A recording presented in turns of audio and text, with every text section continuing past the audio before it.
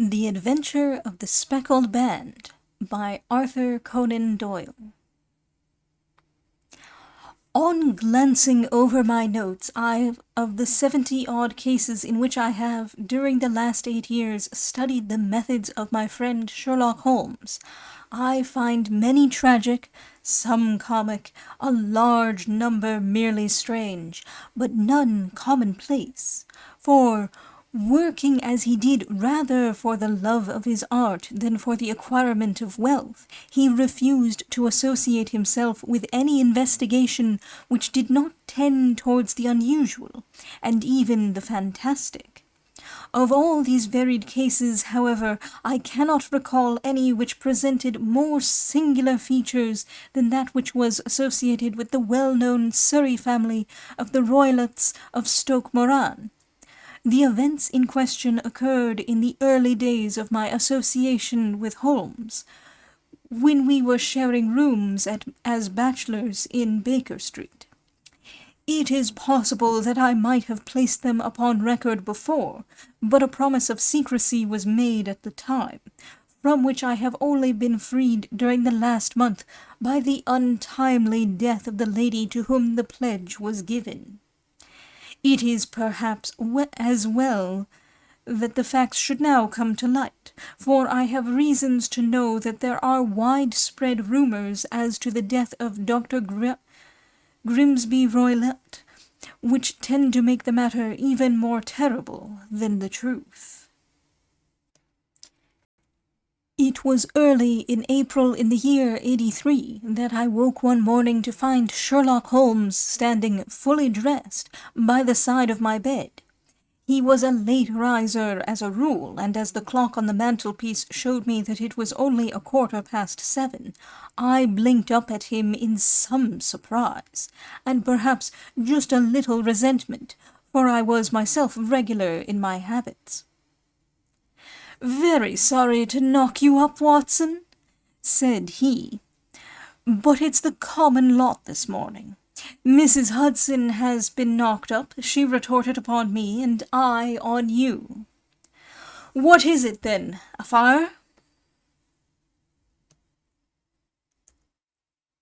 "No, a client. It seems that a young lady has arrived in a considerable state of excitement, who insists upon seeing me. She is waiting now in the sitting room.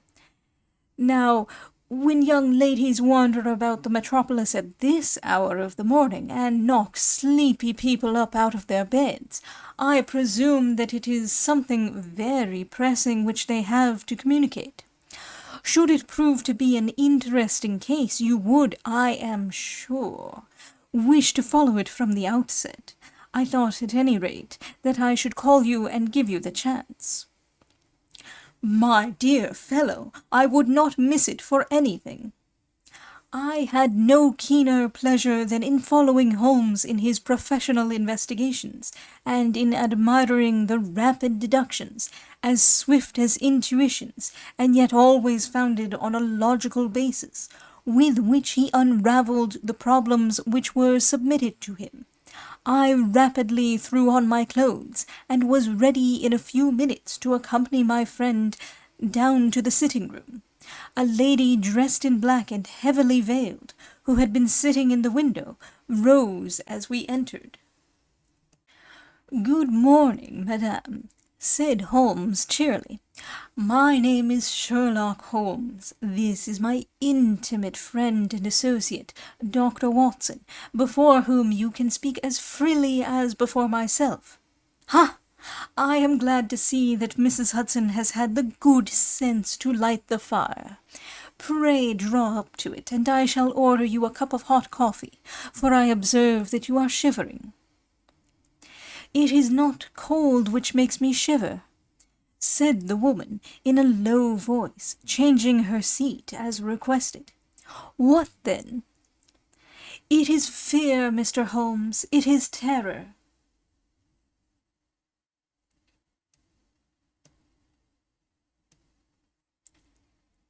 She raised her veil as she spoke, and we could see that she was indeed in a pitiable state of agitation. her face all drawn and grey, with restless, frightened eyes, like those of some hunted animal. Her features and figure were those of a woman of 30, but her hair was shot with premature grey, and her expression was weary and haggard. Sherlock Holmes ran her over with one of his quick, all-comprehensive glances. "You must not fear," said he soothingly, bending forward and patting her forearm. "We shall soon set matters right, I have no doubt. You have come in by train this morning, I see." "You know me, then?" "No, but I observed the second half of a return ticket in the palm of your left glove. You must have started early, and yet you had a good drive in a dog-cart, along heavy roads, before you reached the station." The lady gave a violent start, and stared in bewilderment at my companion. "There is no mystery, my dear madame," said he, smiling. "The left arm of your jacket is spattered with mud in no less than 7 places. The marks are perfectly fresh. There is no vehicle save a dog-cart which throws up mud in that way, and then only when you sit on the left-hand side of the driver."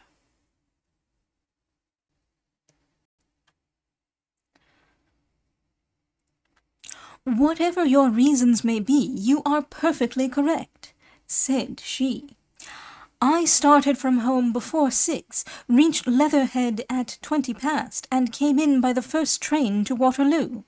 Sir, I can stand this strain no longer. I shall go mad if it continues. I have no one to turn to, none save only one, who cares for me, and he, poor fellow, can be of little aid. I have heard of you, Mr. Holmes. I have heard of you from Mrs. Farintosh, whom you helped in the hour of her sore need. It was from her that I had your address. Oh, sir, do you not think you could help me too, and at least throw a little light through the dense darkness which surrounds me? At present it is out of my power to reward you for your services, but in a month or 6 weeks I shall be married, with the control of my own income, and then at least you shall not find me ungrateful." Holmes turned to his desk, and, unlocking it, drew out a small case-book, which he consulted. "Farintosh," said he. "Ah, yes, I recall the case. It was concerned with an opal tiara. I think it was before your time, Watson. I can only say, madame, that I shall be happy to devote the same care to your case as I did to that of your friend. As to reward, my profession is its own reward, but you are at liberty to defray whatever expenses I may be put to, at the time which suits you best. And now I beg that you will lay before us everything that may help us in forming an opinion upon the matter."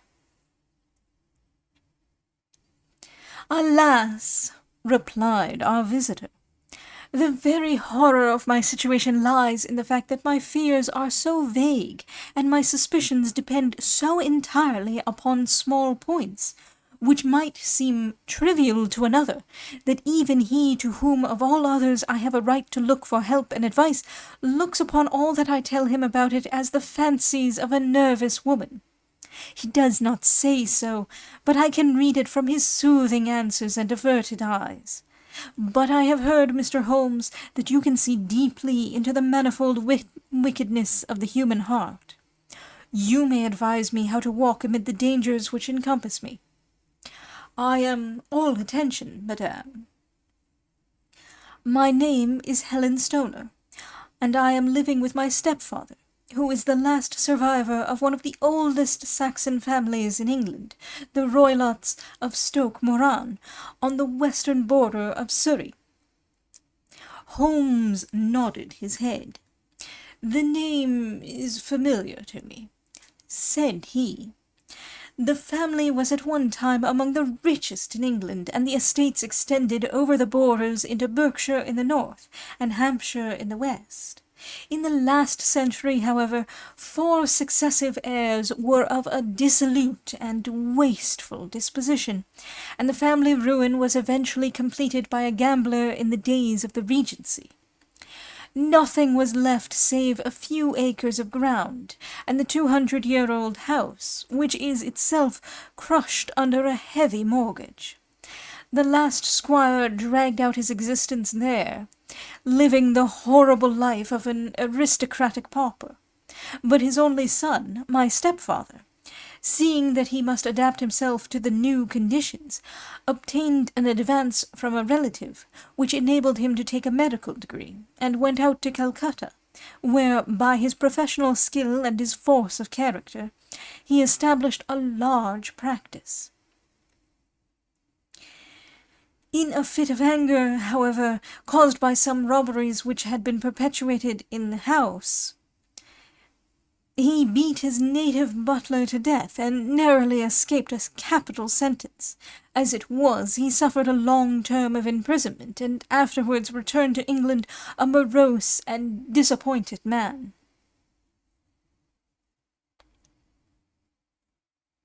When Dr. Roylott was in India, he married my mother, Mrs. Stoner, the young widow of Major General Stoner of the Bengal Artillery.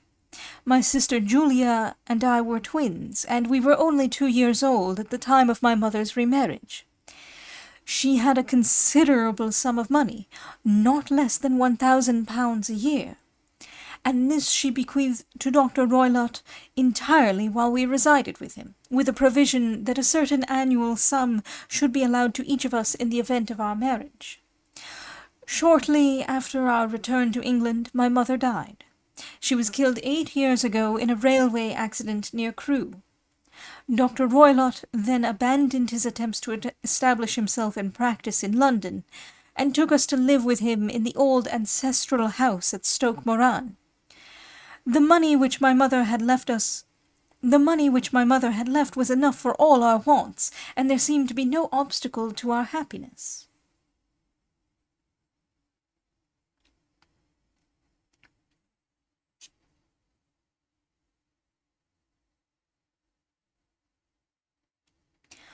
But a terrible change came over our stepfather about this time.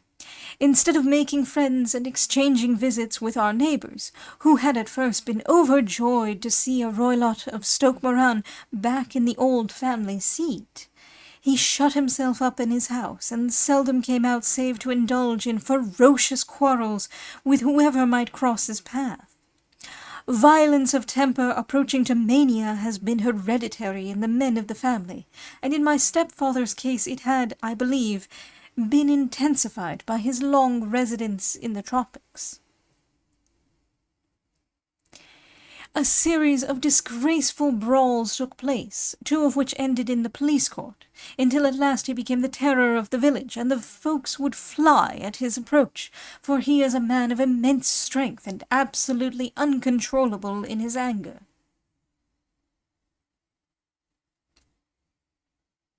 Last week he hurled the local blacksmith over a parapet into a stream, and it was only by paying over all the money which I could gather together that I was able to avert another public exposure. He had no friends at all save the wandering Romani, and he would give these vagabonds leave to encamp upon the few acres of bramble-covered land which represent the family estate, and would accept in return the hospitality of their tents, wandering away with them sometimes for weeks on end.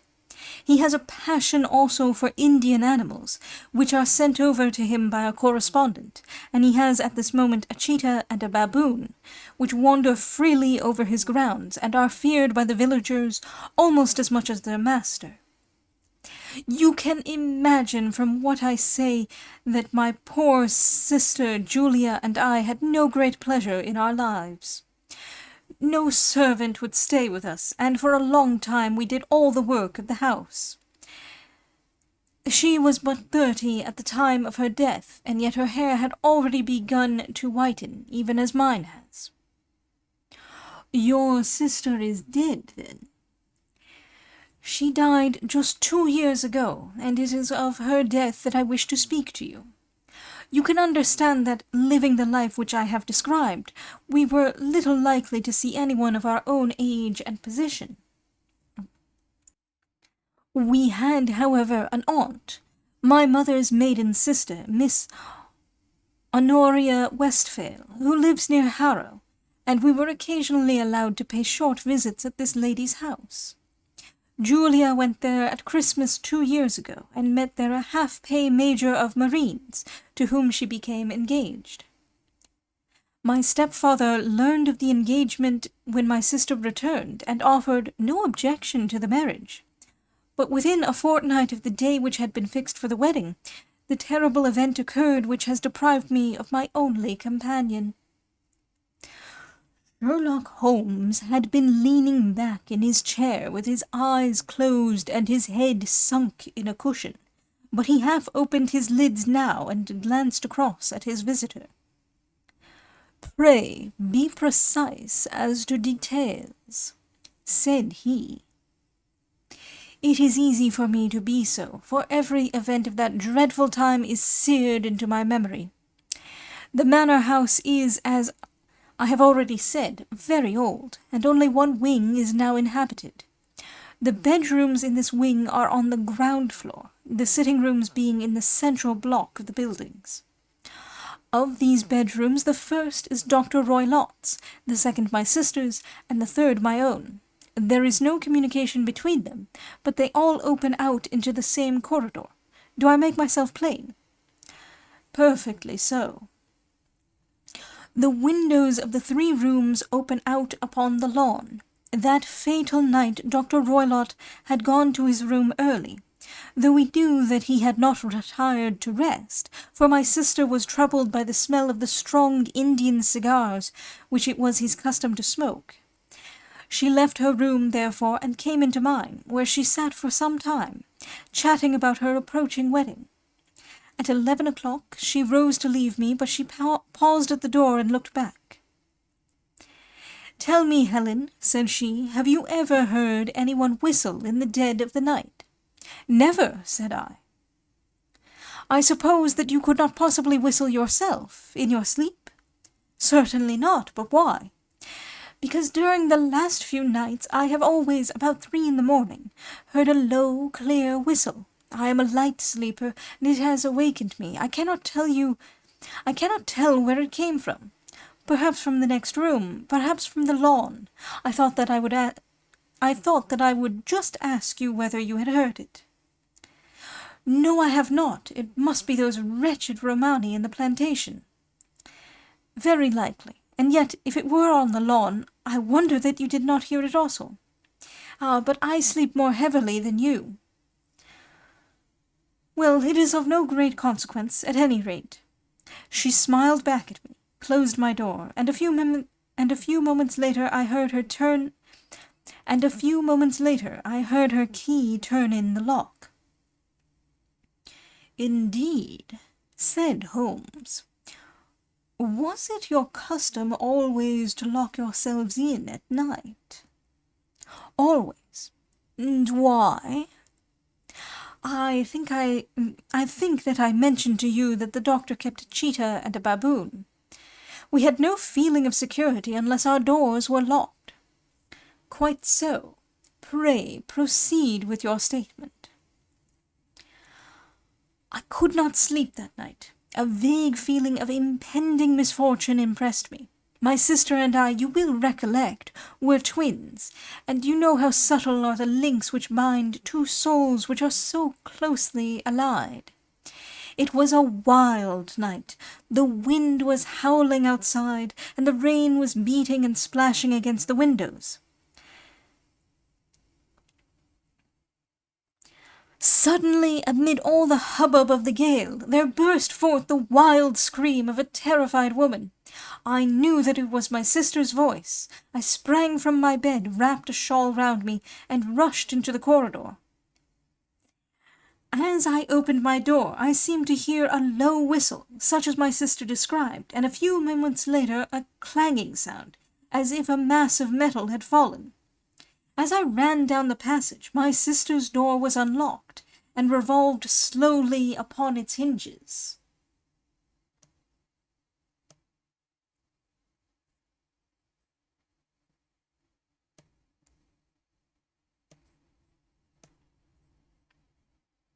I stared at it horror-stricken, not knowing what was about to issue from it. By the light of the corridor lamp I saw my sister appear at the opening. Her face blanched with terror, her hands groping for help, her whole figure swaying to and fro like that of a drunkard. I ran to her and threw my arms round her, but at that moment her knees seemed to give way, and she fell to the ground. She writhed as one who is in terrible pain, and her limbs were dreadfully convulsed. At first I thought that she had not recognized me, but as I bent over her she suddenly shrieked out in a voice which I shall never forget, "Oh my God, Helen! It was the band, the Speckled band!" There was something else which she would fain have said, and she stabbed with her finger into the air in the direction of the doctor's room, but a fresh convulsion seized her and choked her words. I rushed out, calling loudly for my stepfather, and I met him hastening from his room in his dressing-gown. When he reached my sister's side, she was unconscious, and though he poured brandy down her throat and sent for medical aid from the village, all efforts were in vain, for she slowly sank and died without having recovered her consciousness.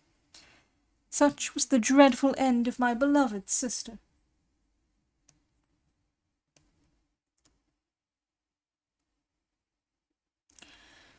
"One moment," said Holmes. "Are you sure about this whistle and metallic sound? Could you swear to it?"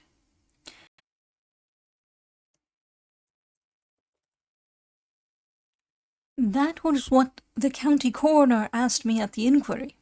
It is my strong impression that I heard it, and yet, among the crash of the gale and the creaking of an old house, I may possibly have been deceived." "Was your sister dressed?" "No, she was in her nightdress. In her right hand was found the charred stump of a match, and in her left a matchbox, showing that she had struck a light and looked about her when the alarm took place. That is important. And what conclusions did the coroner come to?" He investigated the case with great care, for Dr. Roylott's conduct had long been notorious in the county, but he was unable to find any satisfactory cause of death. My evidence showed that the door had been fastened upon the inner side, and the windows were blocked by old-fashioned shutters with broad iron bars, which were secured every night. The walls were carefully sounded, and were shown to be quite solid all round, and the flooring was also thoroughly examined, with the same result. The chimney is wide, but is barred up by 4 large staples. It is certain, therefore, that my sister was quite alone when she met her end. Besides, there were no marks of any violence upon her." "How about poison?" "The doctors examined her for it, but without success." "What do you think that this unfortunate lady died of, then?" "It is my belief that she died of pure fear and nervous shock, though what it was that frightened her I cannot imagine." "Were there Romani in the plantation at the time?" "Yes, there are nearly always some there." "Ah, and what did you gather from this allusion to a band, a speckled band?" "Sometimes I have thought that it was merely the wild talk of delirium, sometimes that it may have referred to some band of people, perhaps to these very Romani in the plantation. I do not know whether the spotted handkerchiefs which so many of them wear over their heads might have suggested the strange adjective which she used." Holmes shook his head like a man who is far from being satisfied. "These are very deep waters," said he. "Pray go on with your narrative." 2 years have passed since then, and my life has been until lately lonelier than ever. A month ago, however, a dear friend, whom I have known for many years, has done me the honour to ask my hand in marriage. His name is Armitage, Percy Armitage, the second son of Mr. Armitage, of Crane Water, near Reading. My stepfather has offered no opposition to the match, and we are to be married in the course of the spring. 2 days ago some repairs were started in the west wing of the building, and my bedroom wall has been pierced, so that I have had to move into the chamber in which my sister died, and to sleep in the very bed in which she slept. Imagine, then, my thrill of terror when last night, as I lay awake thinking over her terrible fate, I suddenly heard in the silence of the night the low whistle which had been the herald of her own death. I sprang up and lit the lamp, but nothing was to be seen in the room. I was too shaken to go to bed again, however, so I dressed, and as soon as it was daylight I slipped down, got a dog-cart at the Crown Inn, which is opposite, and drove to Leatherhead, from whence I have come on this morning with the one object of seeing you and asking your advice."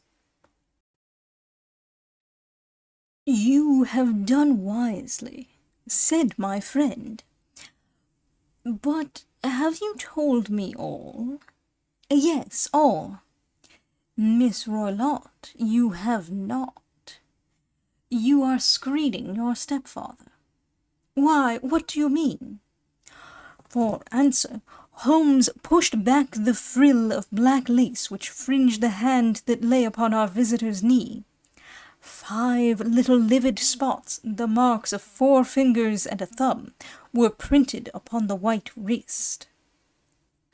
"You have been cruelly used," said Holmes. The lady coloured deeply and covered over her injured wrist. "He is a hard man," she said, "and perhaps he hardly knows his own strength." There was a long silence, during which Holmes leaned his chin upon his hands and stared into the crackling fire. "This is a very deep business," he said at last. "There are 1,000 details which I should desire to know before I decide upon our course of action. Yet we have not a moment to lose. If we were to come to Stoke Moran today, would it be possible for us to see over these rooms without the knowledge of your stepfather?" "As it happens, he spoke of coming into town today upon some most important business. It is probable that he will be away all day, and that there would be nothing to disturb you. We have a housekeeper now, but she is old and foolish, and I could easily get her out of the way." "Excellent. You are not averse to this trip, Watson?" "By no means." "Then we shall both come. What are you going to do with yourself?" "I have 1 or 2 things which I would wish to do now that I am in town, but I shall return by the 12 o'clock train, so as to be there in time for your coming." "And you may expect us early in the afternoon. I have myself some small business matters to attend to. Will you not wait and breakfast?" "No, I must go. My heart is lightened already since I have confided my trouble to you. I shall look forward to seeing you again this afternoon." She dropped her thick black veil over her face and glided from the room. "And what do you think of it all, Watson?" asked Sherlock Holmes, leaning back in his chair. "It seems to me to be a most dark and sinister business." "Dark enough and sinister enough. Yet if the lady is correct in saying that the flooring and walls are sound, and that the door, window, and chimney are impassable, then her sister must have been undoubtedly alone when she met her mysterious end. What becomes, then, of these nocturnal whistles, and what of the very peculiar words of the dying woman? I cannot think. When you combine the ideas of whistles at night, the presence of a band of Romani who are on intimate terms with this old doctor. The fact that we have every reason to believe that the doctor has an interest in preventing his stepdaughter's marriage, the dying allusion to a band, and finally the fact that Miss Helen Stoner heard a metallic clang, which might have been caused by one of those metal bars which secured the shuttles falling back into their place. I think that there is good ground to think that the mystery may be cleared along those lines. But what then did the Romani do? I cannot imagine. I see many objections to any such theory. And so do I. It is precisely for that reason that we are going to Stoke Moran this day. I want to see whether the objections are fatal, or if they may be explained away. But what in the name of the devil? The ejaculation had been drawn from my companion by the fact that our door had been suddenly dashed open, and that a huge man had framed himself in the aperture.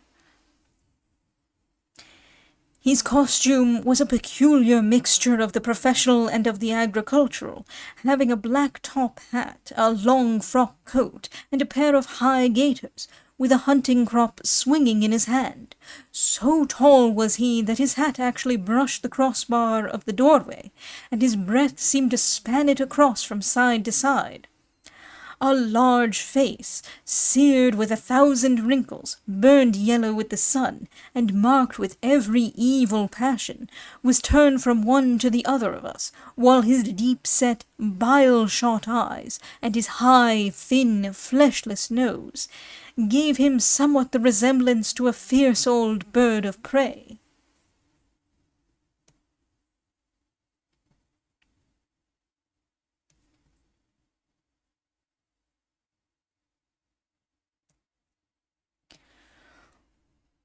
"Which of you is Holmes?" asked this apparition.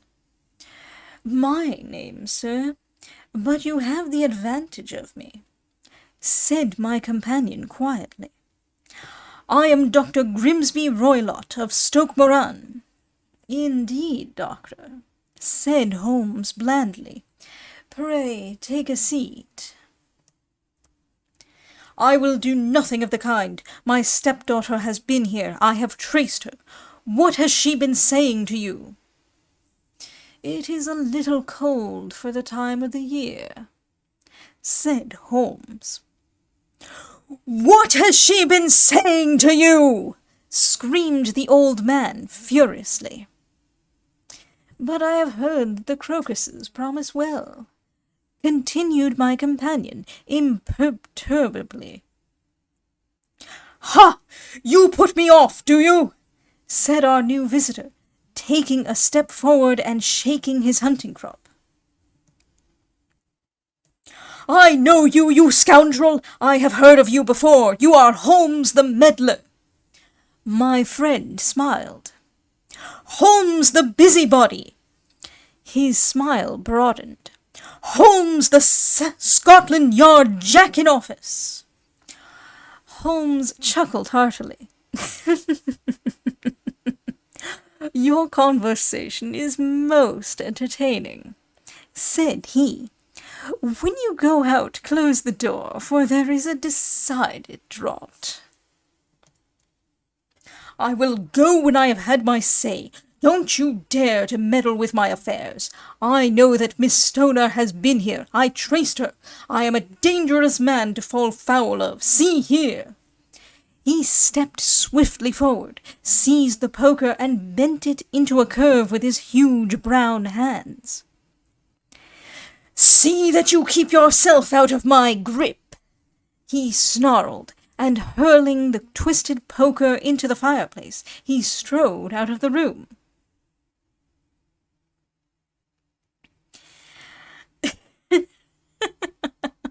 "He seems a very amiable person," said Holmes, laughing.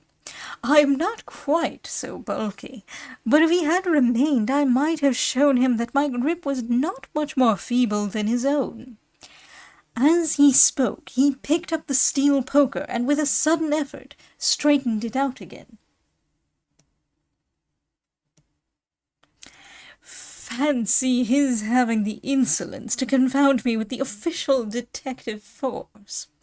This incident gives zest to our investigation, however, and I only trust that our little friend will not suffer from her imprudence in allowing this brute to trace her. And now, Watson, we shall order breakfast, and afterwards I shall walk down to Doctor's Commons, where I hope to get some data which may help us in this matter. It was nearly 1 o'clock when Sherlock Holmes returned from his excursion.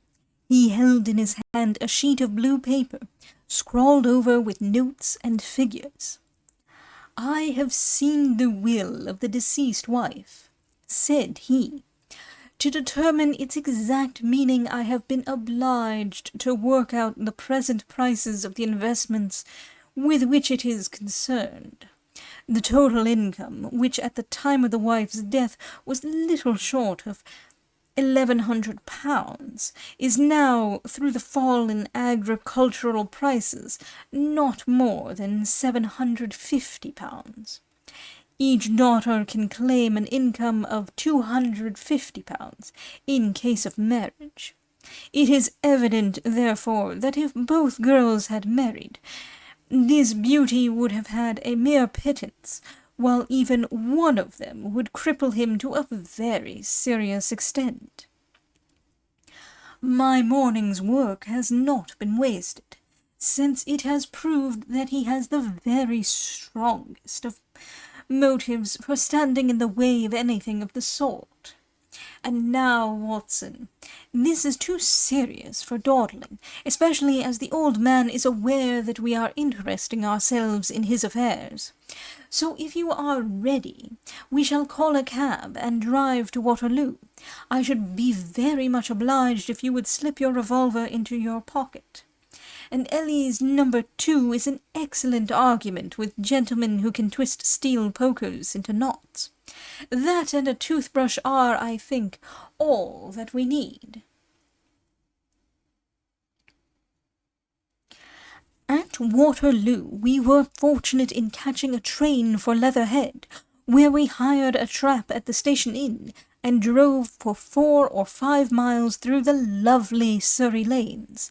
It was a perfect day, with a bright sun and a few fleecy clouds in the heavens. The trees and wayside hedges were just throwing out their first green shoots, and the air was full of the pleasant smell of the moist earth. To me, at least, there was a strange contrast between the sweet promise of the spring and this sinister quest upon which we were engaged. My companion sat in the front of the trap, his arms folded, his hat pulled down over his eyes, and his chin sunk upon his breast, buried in the deepest thought. Suddenly, however, he started, tapped me on the shoulder, and pointed over the meadows. "Look there," said he. A heavily timbered park stretched up in a gentle slope, thickening into a grove at the highest point. From amid the branches there jutted out the grey gables and high roof tree of a very old mansion. "Stoke Moran," said he. "Yes, sir, that be the house of Dr. Grimsby Roylott," remarked the driver. "There is some building going on there," said Holmes. "That is where we are going." "There's the village," said the driver, pointing to a cluster of roofs some distance to the left. "But if you want to get to the house, you'll find it shorter to get over this stile, and so by the footpath over the fields. There it is, where the lady is walking." "And the lady, I fancy, is Miss Stoner," observed Holmes, shading his eyes. "Yes, I think we had better do as you suggest."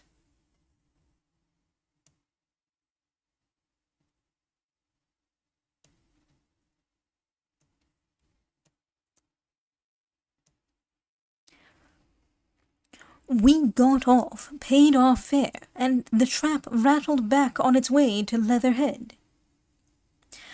"I thought it as well," said Holmes, as we climbed the stile, "that this fellow should think we had come here as architects, or on some definite business. It may stop his gossip."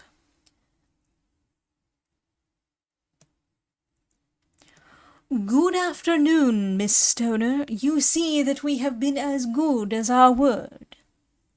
Our client of the morning had hurried forward to meet us with a face which spoke her joy. "I have been waiting so eagerly for you," she cried, shaking hands with us warmly. "All has turned out splendidly. Dr. Roylott has gone to town, and it is unlikely that he will be back before evening." "We have had the pleasure of making the doctor's acquaintance," said Holmes, and in a few words he sketched out what had occurred. Miss Stoner turned white to the lips as she listened. "Good heavens!" she cried. "He has followed me, then?" "So it appears. He is so cunning that I never know when I am safe from him. What will he say when he returns?" "He must guard himself, for he may find that there is someone more cunning than himself upon his track. You must lock yourself up from him tonight. If he is violent, we shall take you away to your aunt's at Harrow. Now, we must make the best use of our time, so kindly take us at once to the rooms which we are to examine." The building was of grey, lichen-blotched stone, with a high central portion, and two curving wings like the claws of a crab, thrown out on each side. In one of these wings the windows were broken and blocked with wooden boards, while the roof was partly caved in, a picture of ruin. The central portion was in little better repair, but the right-hand block was comparatively modern, and the blinds in the windows, with the blue smoke curling up from the chimneys, showed that this was where the family resided. Some scaffolding had been erected against the end wall, and the stonework had been broken into, but there were no signs of any workmen at the moment of our visit. Holmes walked slowly up and down the ill-trimmed lawn, and examined with deep attention the outsides of the windows. "This, I take it, belongs to the room in which you used to sleep, the centre one to your sisters, and the one next to the main building to Dr. Roylott's chamber." "Exactly so, but I am now sleeping in the middle one." "Pending the alterations, as I understand. By the way, there does not seem to be any very pressing need for repairs at that end wall." "There were none. I believe that it was an excuse to move me from my room." "Ah, that is suggestive. Now, on the other side of this narrow wing runs the corridor from which these three rooms open. There are windows in it, of course." "Yes, but very small ones, too narrow for anyone to pass through." "As you both locked your doors at night, your rooms were unapproachable from that side. Now would you have the kindness to go into your room and bar your shutters?" Miss Stoner did so, and Holmes, after a careful examination through the open window, endeavoured in every way to force the shutter open, but without success. There was no slit through which a knife could be passed to raise the bar. Then with his lens he tested the hinges, but they were of solid iron, built firmly into the massive masonry. Said he, scratching his chin in some perplexity. "My theory certainly presents some difficulties. No one would pass these shutters if they were bolted. Well, we shall see if the inside throws any light upon the matter."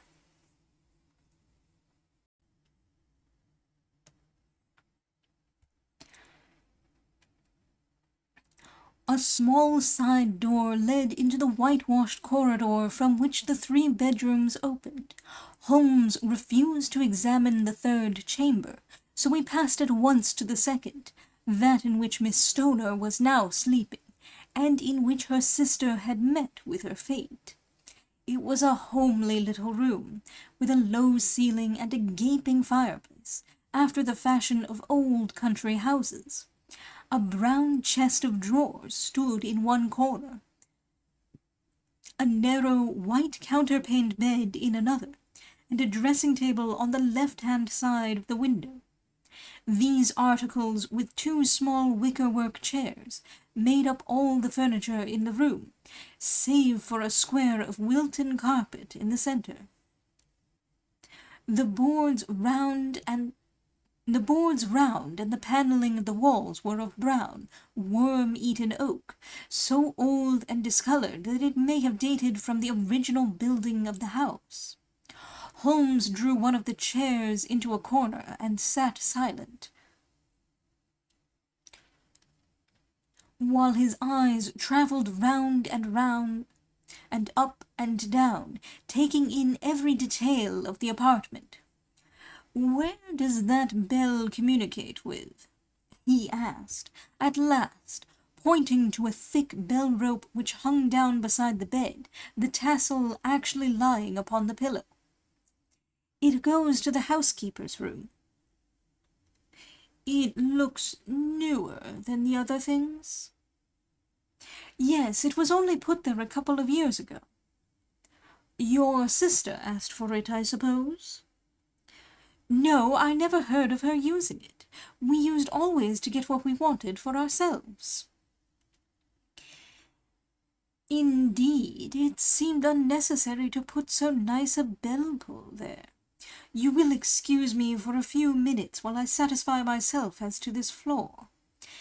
He threw himself down upon his face with his lens in his hand, and crawled swiftly backward and forward, examining minutely the cracks between the boards. Then he did the same with the woodwork with which the chamber was panelled. Finally he walked over to the bed, and spent some time in staring at it, and in running his eye up and down the wall. Finally he took the bell-rope in his hand and gave it a brisk tug. "Why, it's a dummy," said he. "Won't it ring?" "No, it is not even attached to a wire. This is very interesting.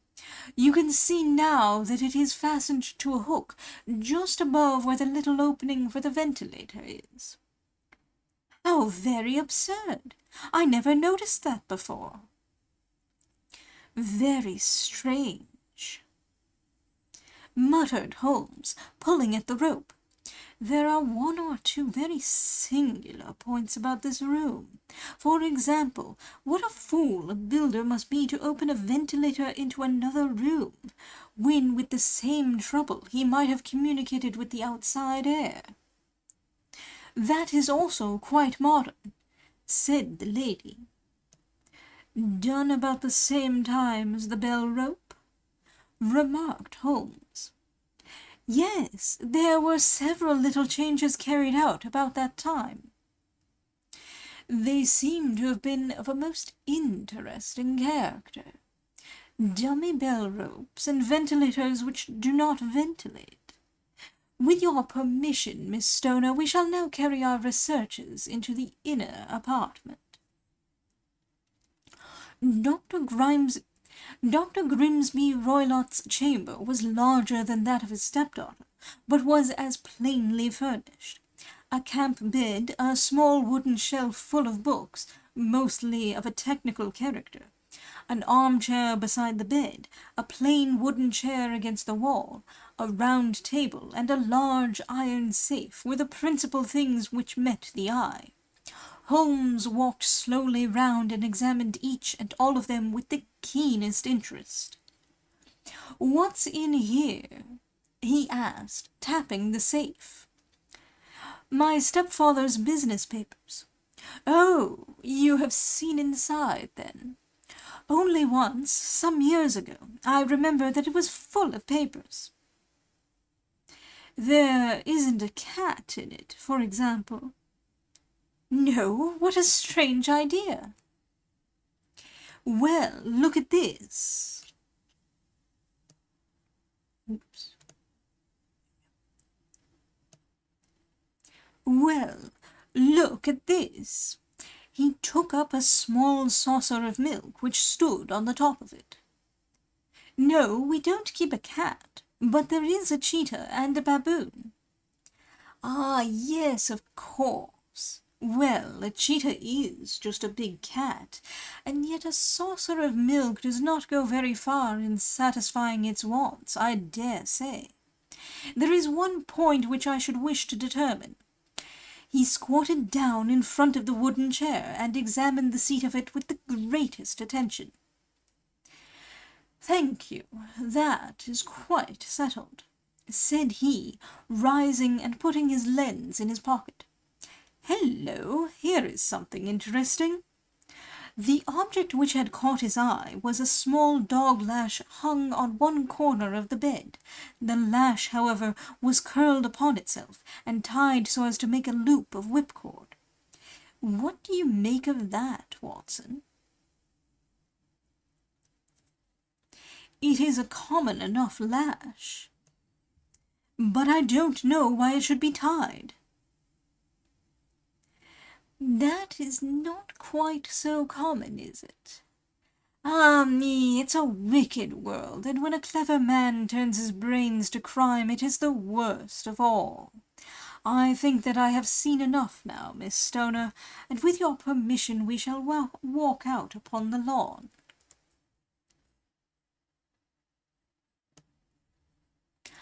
I had never seen my friend's face so grim or his brow so dark as it was when we turned from the scene of this investigation.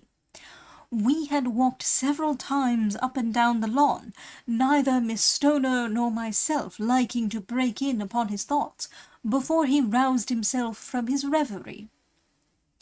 "It is very essential, Miss Stoner," said he, "that you should absolutely follow my advice in every respect."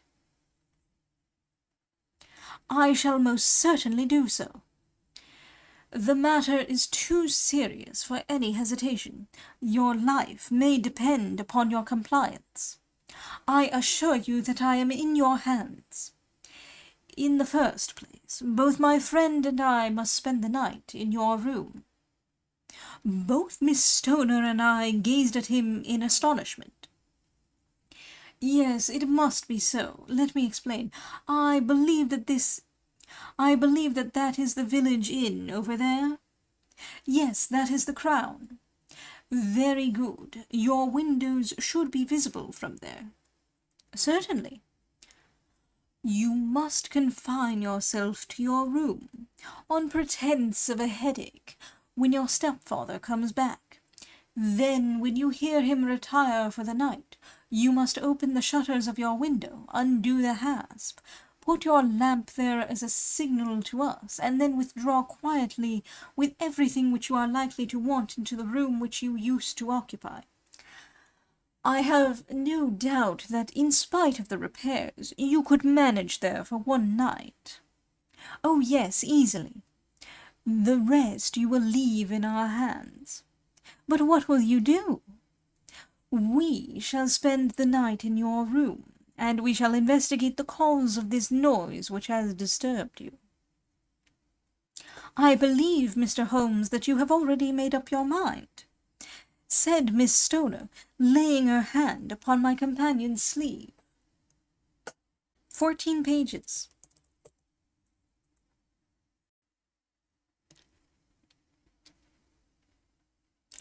"Perhaps I have." "Then for pity's sake tell me what was the cause of my sister's death." "I should prefer to have clearer proofs before I speak. You can at least tell me whether my own thought is correct, and if she died from some sudden fright." No, I do not think so. I think that there was probably some more tangible cause. And now, Miss Stoner, we must leave you. For if Dr. Roylott returned and saw us, our journey would be in vain. Goodbye, and be brave, for if you will do what I have told you, you may rest assured that we shall soon drive away the dangers that threaten you. Sherlock Holmes and I had no difficulty in engaging a bedroom and sitting room at the Crown Inn. They were on the upper floor, and from our window we could command a view of the avenue gate and of the inhabited wing of Stoke Moran Manor House. At dusk we saw Dr. Grimsby Roylott drive past, his huge form looming up beside the little figure of the lad who drove him. The boy had some slight difficulty in undoing the heavy iron gates, and we heard the hoarse roar of the doctor's voice, and saw the fury with which he shook his clenched fists at him. The trap drove on, and a few minutes later we saw a sudden light spring up among the trees as the lamp was lit in one of the sitting rooms. "Do you know, Watson," said Holmes as we sat together in the gathering darkness, "I have really some scruples as to taking you tonight. There is a distinct element of danger.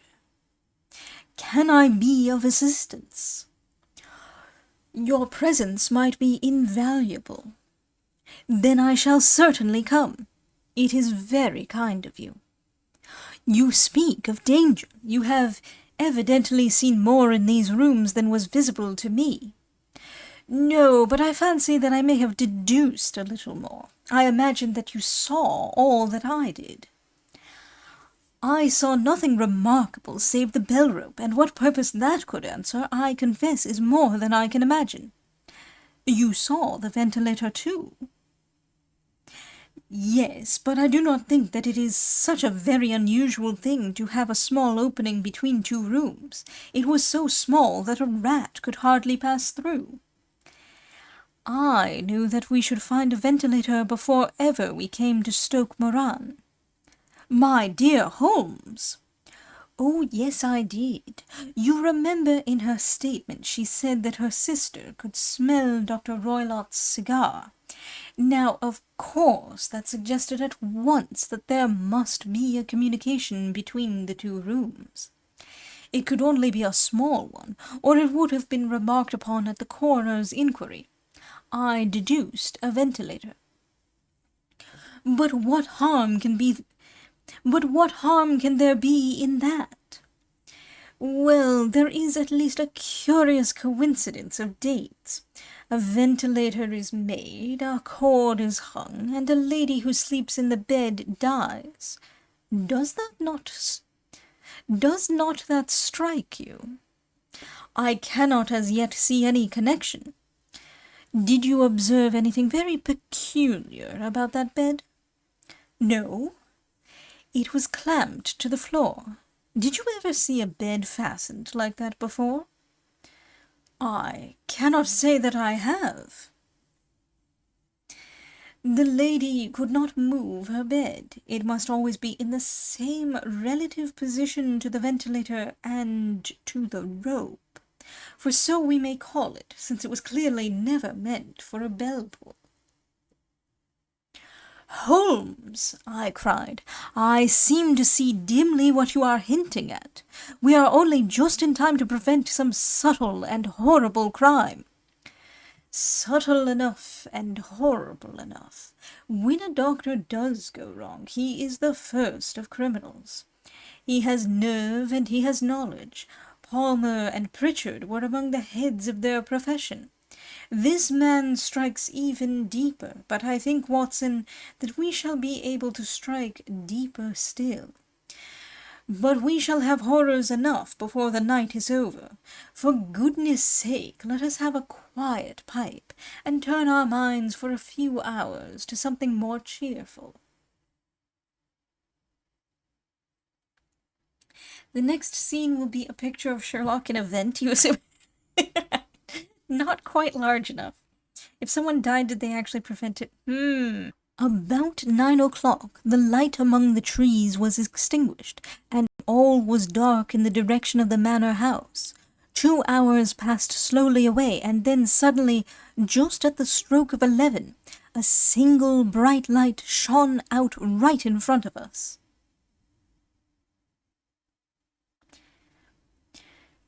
"That is our signal," said Holmes, springing to his feet.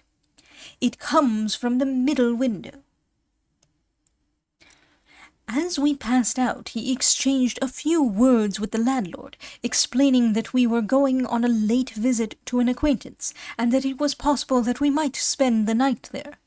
A moment later we were out on the dark road, a chill wind blowing in our faces, and one yellow light twinkling in front of us through the gloom to guide us on our sombre errand. There was little difficulty in entering the grounds, for unrepaired breaches gaped in the old park wall. Making our way among the trees, we reached the lawn, crossed it, and were about to enter through the window, when out from a clump of laurel bushes there darted what seemed to be a hideous and distorted child, who threw itself upon the grass with writhing limbs, and then ran swiftly across the lawn into the darkness. "My God!" I whispered. "Did you see it?" Holmes was for the moment as startled as I. His hand closed like a vice upon my wrist in his agitation. Then he broke into a low laugh and put his lips to my ear. "It is a nice household," he murmured. "That is the baboon." I had forgotten the strange pets which the doctor affected. There was a cheetah, too. Perhaps we might find it upon our shoulders at any moment. I confess that I felt easier in my mind when, after following Holmes' example and slipping off my shoes, I found myself inside the bedroom. My companion noiselessly closed the shutters, moved the lamp onto the table, and cast his eyes round the room. All was as we had seen it in the daytime. Then, creeping up to me and making a trumpet of his hand, he whispered into my ear again so gently that it was all that I could do to distinguish the words. "The least sound would be fatal to our plans." I nodded to show that I had heard. "We must sit without light. He would see it through the ventilator." I nodded again. "Do not go asleep. Your very life may depend upon it. Have your pistol ready in case we should need it. I will sit on the side of the bed, and you in that chair." I took out my revolver and laid it on the corner of the table. Holmes had brought up a long, thin cane, and this he placed upon the bed beside him. By it he laid the box of matches and the stump of a candle. Then he turned down the lamp, and we were left in darkness. How shall I ever forget that dreadful vigil? I could not hear a sound, not even the drawing of a breath, and yet I knew that my companion sat open-eyed within a few feet of me, in the same state of nervous tension in which I was myself. The shutters cut off the least ray of light, and we waited in absolute darkness. From outside came the occasional cry of a night bird, and once at our very window a long-drawn, cat-like whine, which told us that the cheetah was indeed at liberty. Far away we could hear the deep tones of the parish clock, which boomed out every quarter of an hour. How long they seemed, those quarters! 12 struck, and 1, and 2, and 3, and still we sat waiting silently for whatever might befall. Suddenly there was the momentary gleam of a light up in the direction of the ventilator, which vanished immediately, but was succeeded by a strong smell of burning oil and heated metal. Someone in the next room had lit a dark lantern. I heard a gentle sound of movement, and then all was silent once more, though the smell grew stronger. For half an hour I sat with straining ears. Then suddenly another sound became audible, a very gentle, soothing sound, like that of a small jet of steam escaping continually from a kettle. The instant that we heard it, Holmes sprang from the bed, struck a match, and lashed furiously with his cane at the bell-pull. "You see it, Watson?" he yelled. "You see it?" But I saw nothing. At the moment when Holmes struck the light, I heard a low, clear whistle, but the sudden glare flashing into my weary eyes made it impossible for me to tell what it was at which my friend lashed so savagely.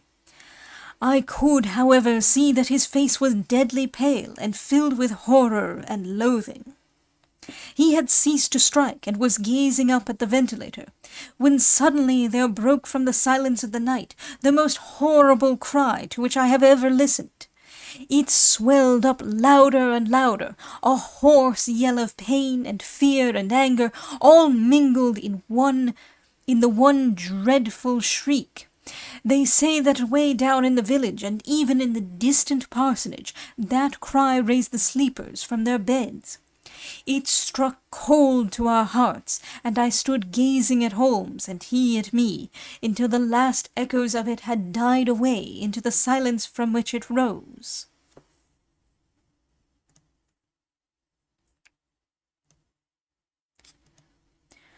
"What can it mean?" I gasped. "It means that it is all over," Holmes answered, "and perhaps, after all, it is for the best. Take your pistol, and we will enter Dr. Roylott's room." With a grave face he lit the lamp, and led the way down the corridor. Twice he struck at the chamber door without any reply from within. Then he turned the handle and entered, I at his heels, with the cocked pistol in my hand.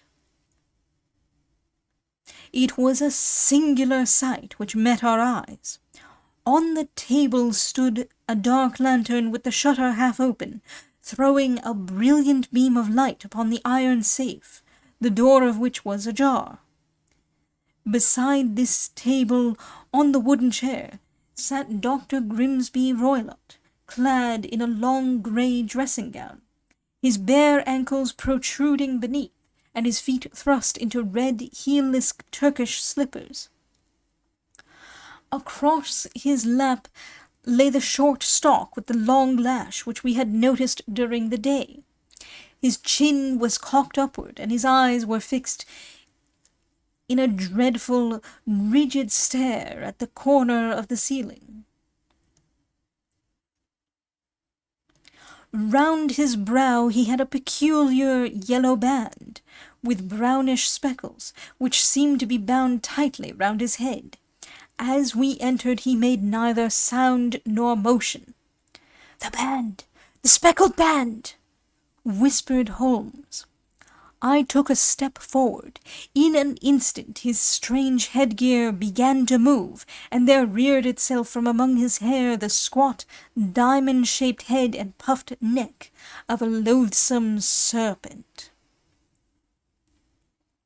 "It is a swamp adder!" cried Holmes, "the deadliest snake in India. He has died within 10 seconds of being bitten. Violence does, in truth, recoil upon the violent, and the schemer falls into the pit which he digs for another. Let us thrust this creature back into its den, and we can then remove Miss Stoner to some place of shelter, and let the county police know what has happened." As he spoke, he drew the dog-whip swiftly from the dead man's lap, and throwing the noose round the reptile's neck, he drew it from its horrid perch, and carrying it at arm's length, threw it into the iron safe, which he closed upon it.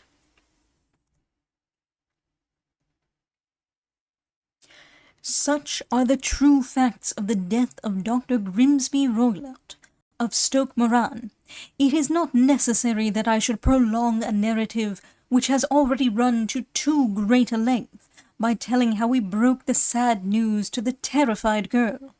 how we conveyed her by the morning train to the care of her good aunt at Harrow, of how the slow process of official inquiry came to the conclusion that the doctor met his fate while indiscreetly playing with a dangerous pet.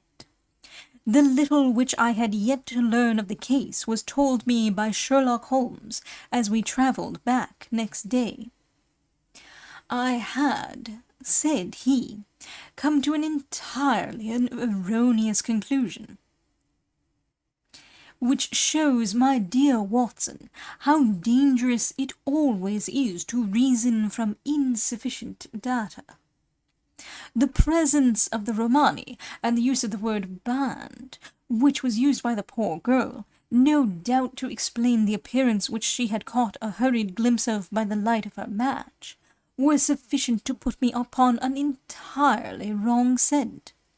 I can only claim the merit that I instantly reconsidered my position when, however, it became clear to me that whatever danger threatened an occupant of the room could not come either from the window or the door.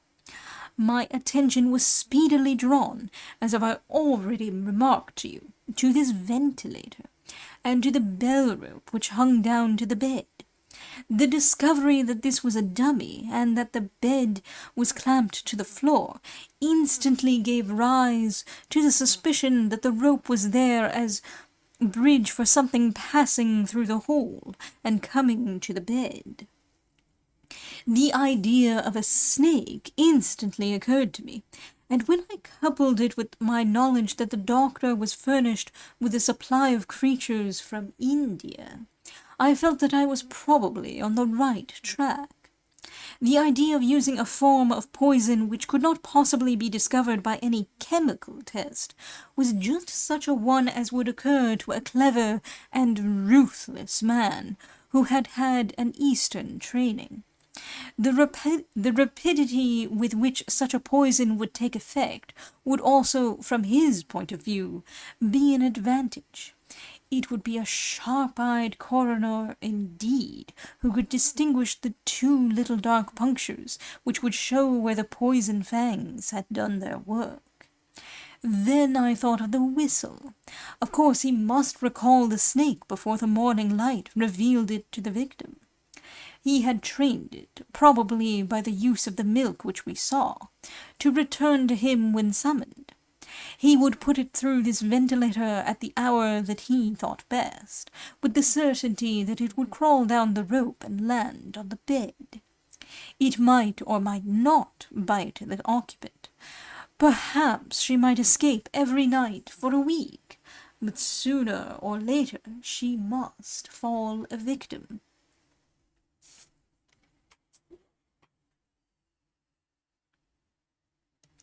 I had come to these conclusions before ever I had entered his room.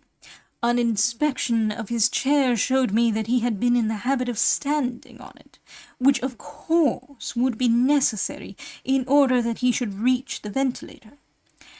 The sight of the safe, the saucer of milk, and the loop of whipcord were enough to finally dispel any doubts which may have remained. The metallic clang heard by Miss Stoner was obviously caused by her stepfather hastily closing the door of his safe upon its terrible occupant.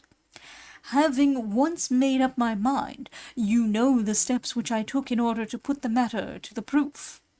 I heard the creature hiss, as I have no doubt that you did also, and I instantly lit the light and attacked it, with the result of driving it through the ventilator, and also with the result of causing it to turn upon its master at the other side.